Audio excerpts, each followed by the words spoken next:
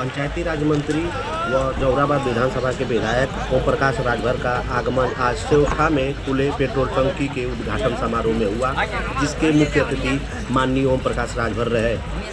अन्य मंत्री जी ने वैदिक मंत्रों का उच्चारण करते हुए फीता काटकर पेट्रोल पंप का शुभारंभ किया। आइए सुने मंत्री जी ने अपने शब्दों में क्या कहा। आप लोग जगह दे दीजिए, सभी को दिखना चाहिए। उद्घाटन के समय आप लोग तालियों से माननीय मंत्री जी का सम्मान करेंगे। माननीय मंत्री जी का आप लोग सम्मान करेंगे तालियों से।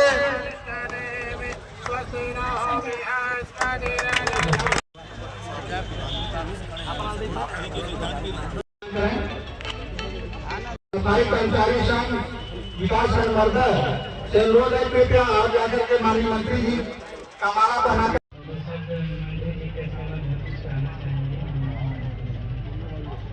अपने विधानसभा क्षेत्र में जौहराबाद पहुंचे हैं। क्या कार्यक्रम है सर? कि आज प्रदीप जी के पेट्रोल पंप का उद्घाटन आपने आमंत्रित किया, उसमें हम लोग उपस्थित हैं। मंत्री जी, देखा जाए तो मिल्कीपुर उपचुनाव को आप जीत चुके हैं आप लोग, लेकिन सपा के लोग आरोप लगा रहे हैं कि हम चुनाव हारे नहीं, मुझे हराया गया है, सरकारी मशीनरी का दुरुपयोग किया गया है। देखिए, हारने के बाद व्यक्ति कुछ भी कह सकता है। वोट जनता देती है, जनता मालिक है, चुनाव के समय वही भगवान होती है। और पिछले 9 विधानसभा उपचुनाव हुए, उसमें 2 सीटों पर करहल और सीसापुर समाजवादी पार्टी ने जीता, 7 हम लोग जीते। तो उन 2 सीटों पर समाजवादी पार्टी कैसे जीती थी? सवाल पहले नंबर 1।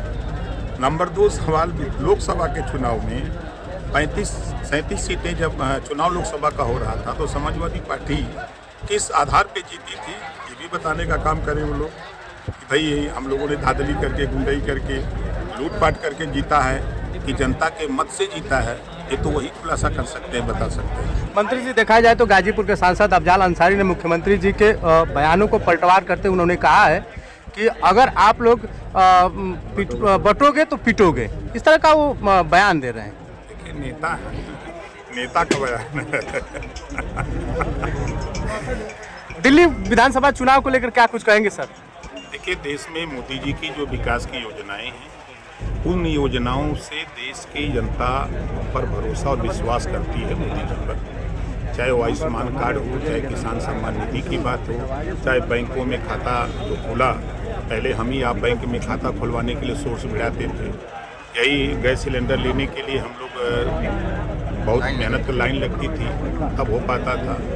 तो योजनाएं जो बन रही हैं, उस गरीब को जिसको राशन मिल रहा है, दोनों टाइम खा रहा है, तो मोदी जी को देखा कि दूसरे।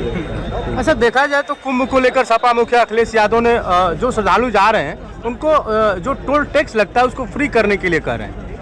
कहाँ टैक्स लग रहा है?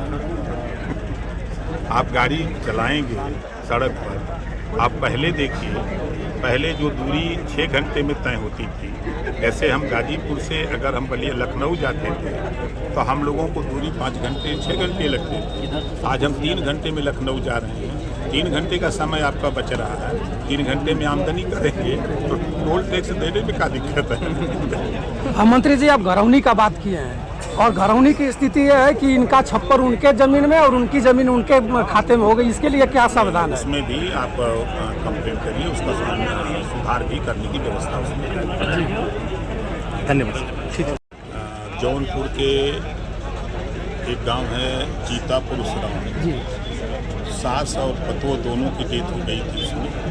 अब पीएम करा करके वहाँ से बाइज्जत गाड़ी से सरकार की तरफ से भिजवाया गया और हर परिवार को 25 लाख रुपया सहयोग राशि के तौर पर देने की सरकार ने घोषणा की। सर जी, तो जब वहाँ पीएम हुआ तो फिर कैसे लोग कह देंगे कि पीएम नहीं हुआ?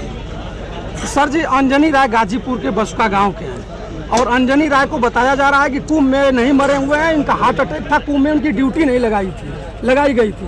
और वहाँ के कुछ लोग बता रहे हैं कि अंजनी राय कुंभ में हादसा की वजह से दब करके मरे हुए हैं। देखिए, ड्यूटी लगी, ये तो रिकॉर्ड में जांच कर रहे हैं, जांच हो जाएगी, जब दूध का भी पानी। सर जी, आप पंचायती राज मंत्री हैं और एक जलवा बिखेरते रहते हैं हमेशा, कुछ ऐसे गांव हैं कि पोखरा का पैसा उतर चुका है और पोखरा खाना नहीं गया।